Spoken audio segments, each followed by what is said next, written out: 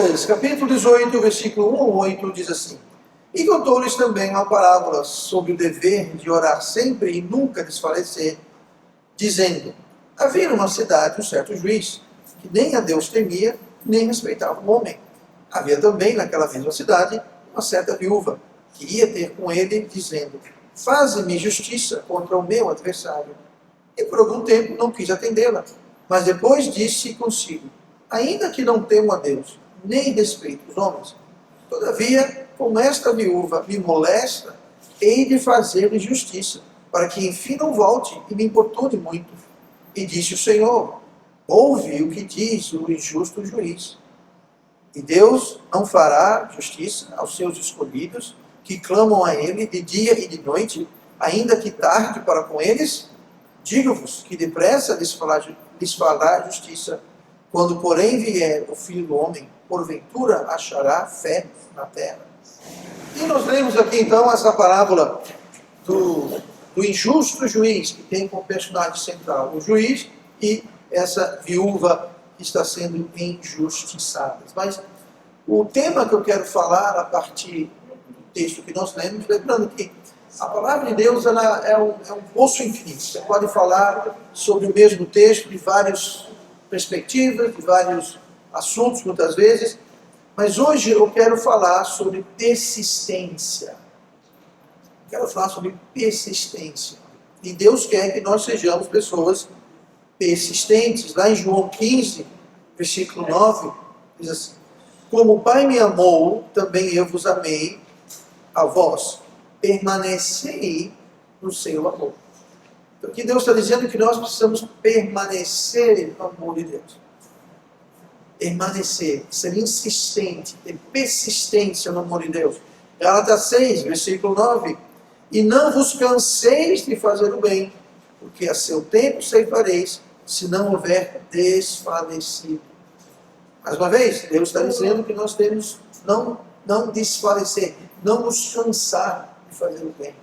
Porque na hora certa, nós vamos ter o resultado. É como essa viúva que nós lemos aqui. Essa história ensina, entre outras coisas, o valor da persistência. E essa viúva, ela se recusava a desistir. Ela se recusava a dizer basta. E o juiz injusto viu isso, e ele então disse: eu vou fazer justiça, eu vou tomar conta do cargo dessa mulher, porque senão ela não vai me deixar em paz. Então, eu não temo Deus, eu não respeito o homem, mas eu vou fazer o que ela quer, simplesmente pela sua insistência, pela sua persistência. Então, Deus quer que nós sejamos pessoas persistentes. Deus não gosta de desertores. O desertor? Desertor é alguém que desiste, que começa, aí volta, para de novo.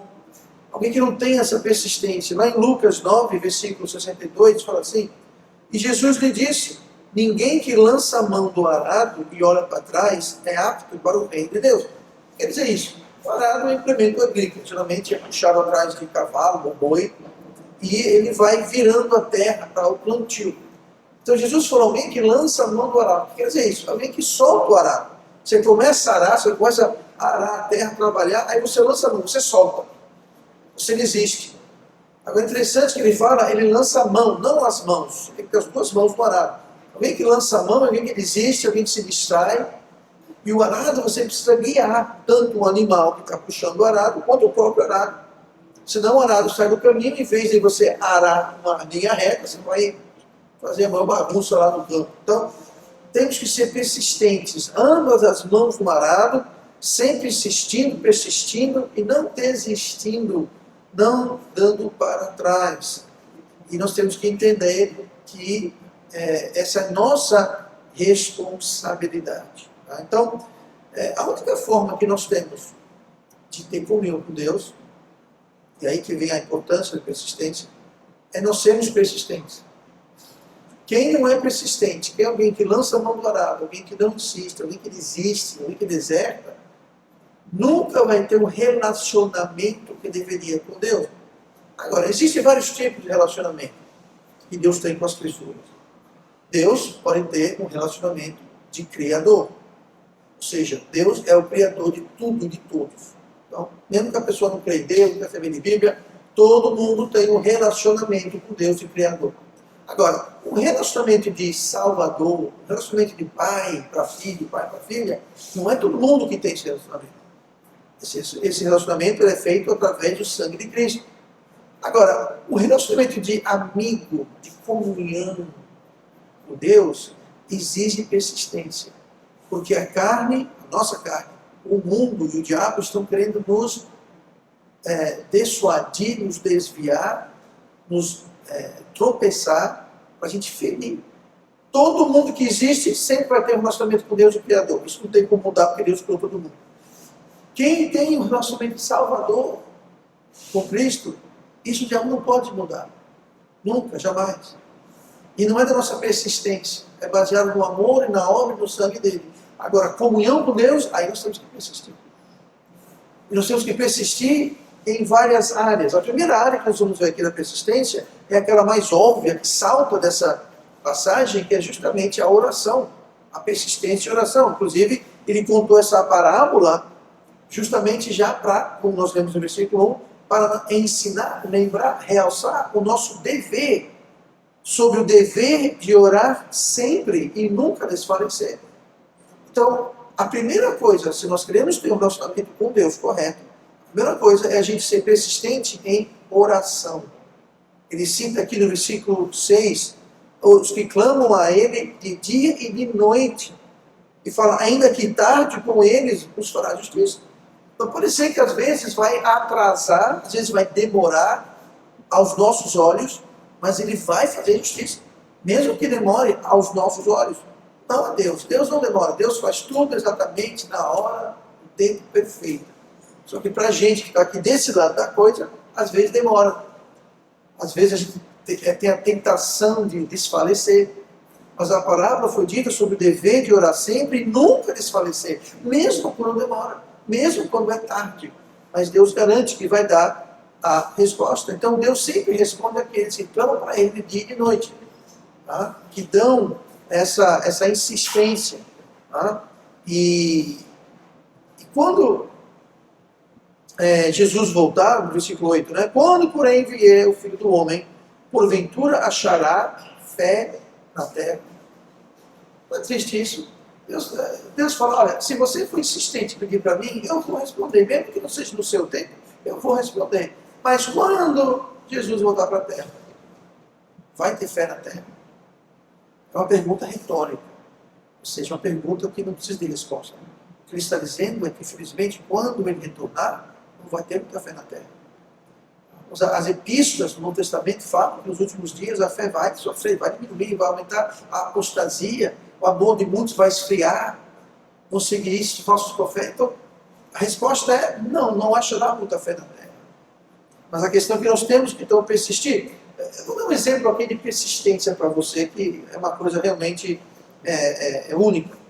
Existia um homem chamado George Muller. Ele foi um grande homem da fé, um grande homem de oração. Ele era alemão, mas ele ministrava na Inglaterra, na cidade de Bristol. Ele tinha um enorme complexo de orfanatos, que ele estabeleceu e administrou e operou durante anos. E ele simplesmente dependia das doações voluntárias através das orações. Ele não fazia campanha, ele não mandava pessoas às igrejas promover e divulgar o trabalho, ele simplesmente orava. Certa vez, estavam as crianças reunidas no salão principal, um monte de criança, e não tinha leite para eles. Chegou a hora de oração, da refeição. Crianças, vamos orar. Mas, irmão, não tem leite. Vamos agradecer o quê? Ele falou, vamos agradecer. E ele orou, agradeceu o alimento. Quando ele falou amém, bateram na porta. Vão abrir, sabe quem era? Era a carroça, naquela época era a carroça ainda, do leiteiro. Ele falou, senhor Muller, eu sei que tem um orfanato aqui, é o seguinte, eu estou levando esse leite ali, só que quebrou a carroça. E esse leite vai estragar. Você poderia usar esse leite? Ele falou, se eu poderia? Venha. Tá? Deus mandou o leite. Ao custo da roda da carroça do coitado do carroceiro. Mas veja como é impressionante. E ele tem histórias, eu li a sua biografia, é impressionante. Vez após vez após vez.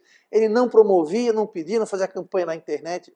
Tudo bem que não tinha internet naquela época. Mas ele não fazia campanha. E nada de errado em fazer isso. Porém, todo o seu ministério, durante todo aquele tempo, aquele monte de criança, um monte de orfanato, era tudo baseado em oração. Ele orava e Deus mandava de alguma forma ou de outra. Era uma coisa incrível. Mas o exemplo que eu quero trazer é o seguinte. Durante 52 anos, George Muller orou pela oração de 2 homens. 52 anos. Quase a minha idade. Minto. Um pouquinho menos que a minha idade. Mas, gente, por toda uma vida, ele orou pela oração de 2 anos. Esses homens foram salvos depois que o George Muller morreu. Ou seja, ele orou 52 anos, ele morreu, eles só foram salvos depois. Você diria que essa resposta foi tardia? Para ele foi. Ele não teve o prazer na terra de ver, ele viu no céu, é claro. Mas Deus responde, como Jesus falou, mesmo que tarde, mesmo que demore, mesmo que chegue atrasado aos nossos olhos. Mas George Muller orou 52 anos para a salvação de 2 homens. Eu vou ser bem franco, bom, eu com certeza nunca orei 52 anos pela salvação de ninguém, porque eu não tenho idade para isso. Né? Para eu ter orado para alguém por 52 anos, eu teria que ter começado a orar com 5 anos de idade. Tá? E com 5 anos de idade, não era, eu pessoalmente não era salvo. Mas entenda uma coisa, olha a fé. 52 anos orando por uma coisa que só veio depois. Eu espero, irmã, que a bênção não chegue daqui a 52 anos, entendeu? Eu creio que não. Mas entenda, nós temos que orar sem cessar e sem desfalecer. Tá? Sem desfalecer. Então, esse é um exemplo que eu deixo. Então, nunca desista, sempre persista em oração. Pode não ser o nosso tempo, pode ser o tempo de Deus. Tá? E claro, nem todo pedido vai demorar 50 anos para ser respondido. É só um exemplo que eu dou de persistência de um homem que era conhecido como um guerreiro da fé, um guerreiro de oração. E, como eu falei, todo o seu ministério foi baseado tudo na base da oração. Então, Deus não desiste de nós e nós não devemos desistir de Deus. Nunca desfalecer. Às vezes, nem sempre, a gente desiste de Deus quando estamos na bonança. Eu digo mais pessoas dão as costas para Deus na bonança do que no problema. Deus aqui, muitas vezes na Bíblia, ele avisa o seu povo, eu mencionei isso outro dia, lá em 2 Crônicas 7,14. E se o meu povo, que se chama pelo meu nome, se humilhar e orar e buscar a minha face, e se converter dos seus maus caminhos, então eu ouvirei dos céus e perdoarei os seus pecados e sararei a terra. Sabe por que a terra estava doente? Sabe por que a terra estava precisando ser sarada? Porque o povo de Deus tinha dado as costas para ele. Estava tudo bem. E a história do povo de Israel no Velho Testamento é isso. Estava bem, davam as costas para Deus, ficava mal. Se voltavam para Deus. Deus abençoava, ficava bem, ficou bem? Davam as costas para Deus, a coisa piorava. Deus ouvia, abençoava, a coisa ficava bem. E ficava nesse vai e vem. Toda a história do povo de Israel é mais ou menos isso. E Deus falou, o dia que vocês estiverem numa boa, vocês vão se esquecer de mim. Então não se esqueça de mim, não se esqueça da minha obra. Lembre, ensine seus filhos, reviva o que eu fiz por vocês. Por quê? Porque senão vocês vão esquecer. Quando? Quando a coisa está ruim? Não. Quando a coisa está ruim, a gente corre, se abraça, se apega a Deus. É quando a coisa está boa. Quando a geladeira está cheia, as contas estão em dia, está tudo normal, a gente está com saúde. Aí a gente coloca Deus lá na última gaveta. Quando a coisa aperta, ele vem para a primeira gaveta. Então, uma forma de a gente nunca ter que precisar se voltar para Deus é nunca deixar Deus, é nunca esfriar para com Deus e sempre estar com Ele. Mas aqui o povo se encontrava oprimido porque deu as costas para Deus. E nós temos que ter cuidado para nunca fazer isso. Isso acontece com nações, já aconteceu com a Inglaterra, está acontecendo nesse momento com os Estados Unidos. E não pense que não pode acontecer com o Brasil. Então temos cuidado. Tá? Então vamos manter. Certas coisas nós podemos manter no prumo, através do nosso caráter, do nosso esforço, e devemos ter caráter, e devemos esforçar. Mas tem certas coisas que não tem jeito. Tem certas coisas que só mesmo com oração, só mesmo com poder, só mesmo com o auxílio de Deus. Era o caso dessa viúva. Ela falou, se o juiz não fizer justiça por mim, o meu adversário, ela tinha um inimigo, ela tinha um adversário. Não sabemos quem era, o que era, do que se tratava, mas ela se encontrava impotente, ela não tinha o que fazer, a quem recorrer. Ela falou, já sei, eu vou nesse juiz e vou ficar lá até que ele faça justiça. E o juiz fez. Então nós temos que fazer essa mesma coisa, seguir esse mesmo exemplo. Depender em Deus. Sim, fazer a nossa parte, mas depender em Deus sempre em oração. Então a primeira persistência é persistir em oração. A segunda persistência é persistir em rendição. Olha o que fala Romanos 12, versículo 1. Rogo-vos, pois, irmãos, pela compaixão de Deus, que apresenteis os vossos corpos em sacrifício vivo, santo e agradável a Deus, que é o vosso culto racional. Salvação é instantâneo. Um instante você não é salvo, o outro instante você é salvo. Vida eterna, para sempre. Não vai mudar nunca. Isso é instantâneo, é um piscar de olhos. Assim como o nosso arrebatamento, quando esse corpo vai ser salvo. Tá? A nossa salvação espiritual é espírito. Nosso arrebatamento vai ser o nosso corpo, que num piscar de olhos, a Bíblia fala, esse corpo mortal vai ser transformado num corpo imortal. E a nossa alma? A nossa alma não é um piscar de olhos, é um processo. É um processo de sacrifício vivo, que nós lemos aqui.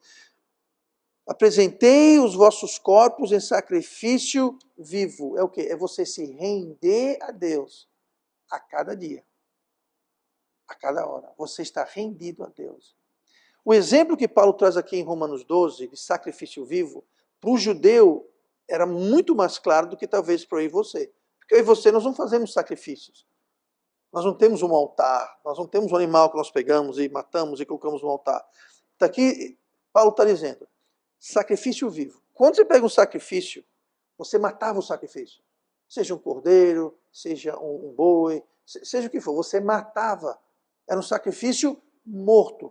Você pegava aquele animal, você sangrava ele, tá? Você o matava. Aí então você pegava aquele sacrifício morto, o animal morto, e você fazia o quê? Colocava ele no altar. Aquele animal morto ia para canto algum? Tinha vontade própria? Ia sair dali? Não. Estava morto. O nosso sacrifício é um sacrifício vivo. Por quê? Porque nós podemos sair do altar. Diferente daquele cordeiro morto, que estava além de amarrado, estava morto, não ia para canto nenhum. O nosso sacrifício vivo é um sacrifício de rendição. Nós escolhemos permanecer no altar, no sacrifício no altar, voluntariamente. Vou ler de novo. Rogo-vos, pois, irmãos, pela compaixão de Deus, que apresenteis, se apresente. Não é para eu apresentar você, é você apresentar alguém. Eu me apresento. Nós, cada um de nós, nos apresentamos como sacrifícios vivos. Quer dizer que a gente vai ter que subir figurativamente falando, tá? Isso aqui é figurativamente. Você imagine um altar, você vai ter que subir nesse altar e você vai ter que permanecer, se render nesse altar de Deus. Voluntariamente. Se render a Deus.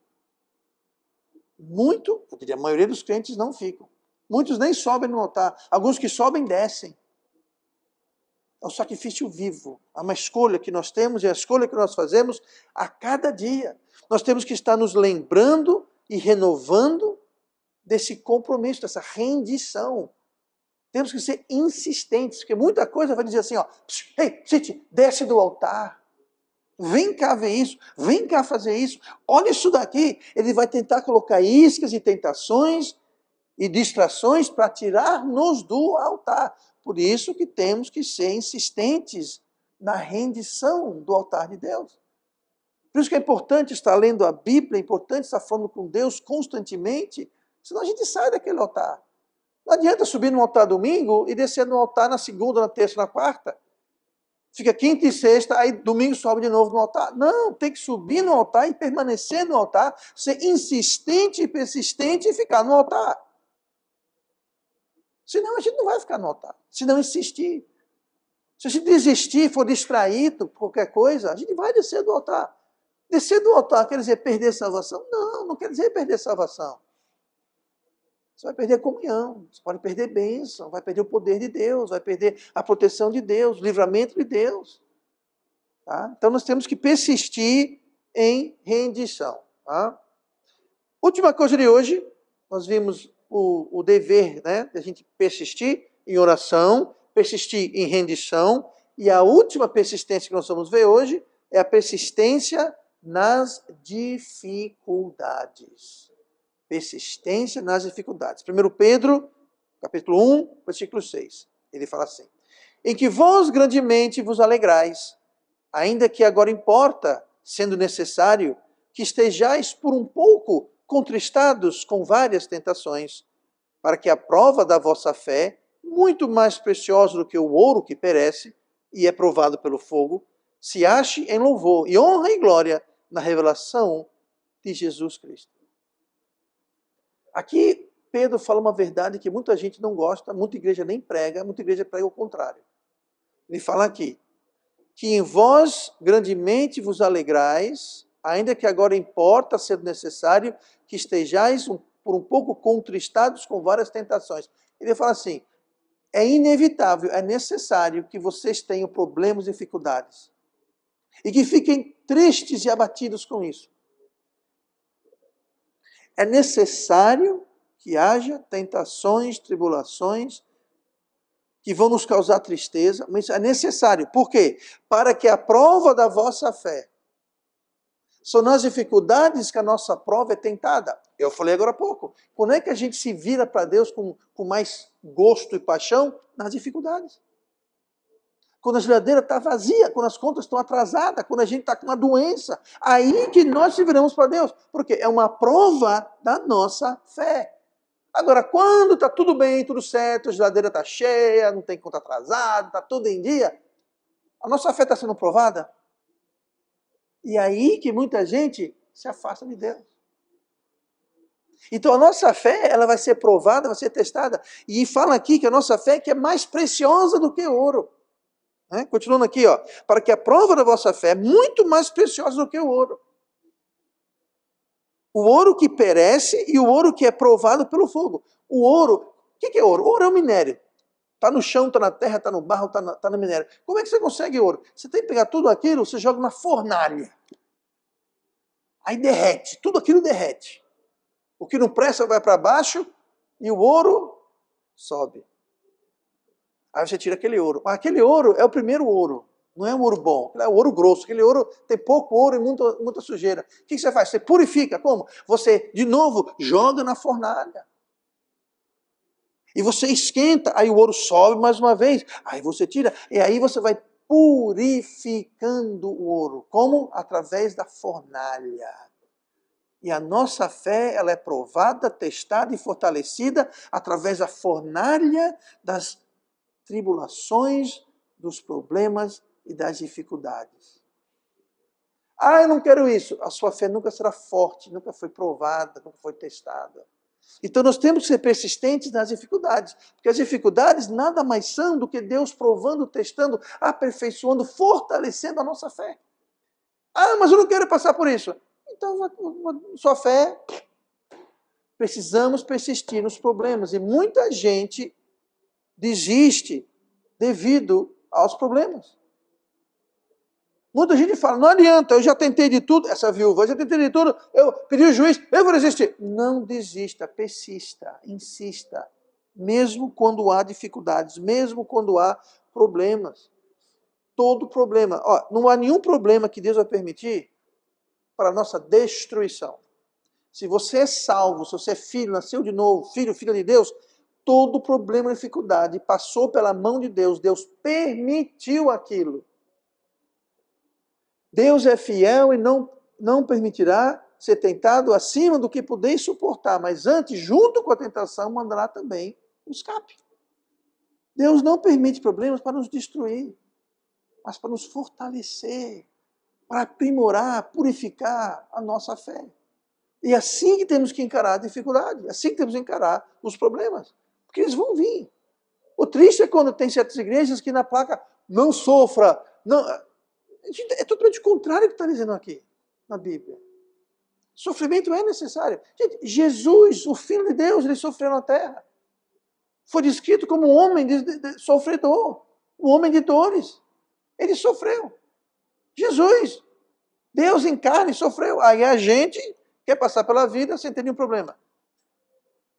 Ou quando dizem que o problema na vida do crente é porque Deus está disciplinando. Pode ser.